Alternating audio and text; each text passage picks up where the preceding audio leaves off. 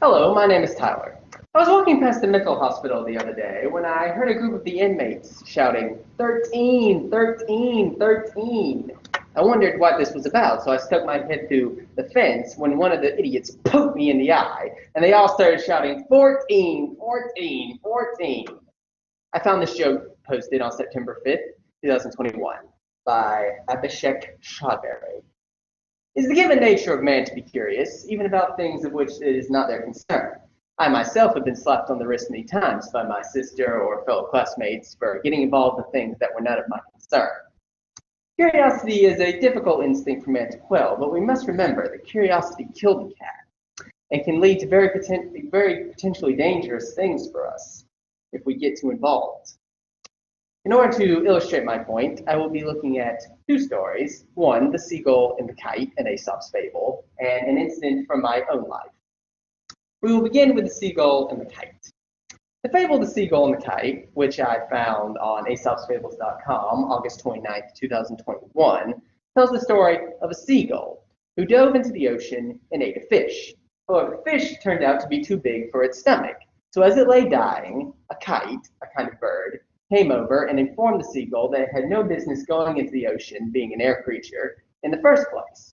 And so its curiosity about the unknown led to its death. This is the potentially fatal consequence of curiosity. Now we will go to a slightly less extreme example from my own life. When I was in middle school, I was at my cousin's soccer game. Before the game, I was hanging out, and I overheard the other team plotting against my cousin's team. I grew naturally curious, and being in middle school, unduly worried.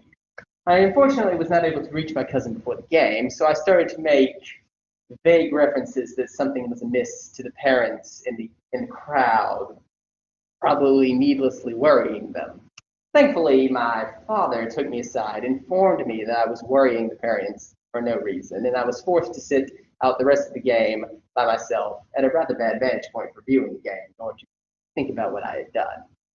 I almost made a mountain out of a molehill that day, got involved in things that, one, were not in my concern in the first place, and two, mistook just harmless child fun to be something much bigger than it was, and almost ruined everyone's day due to my curiosity.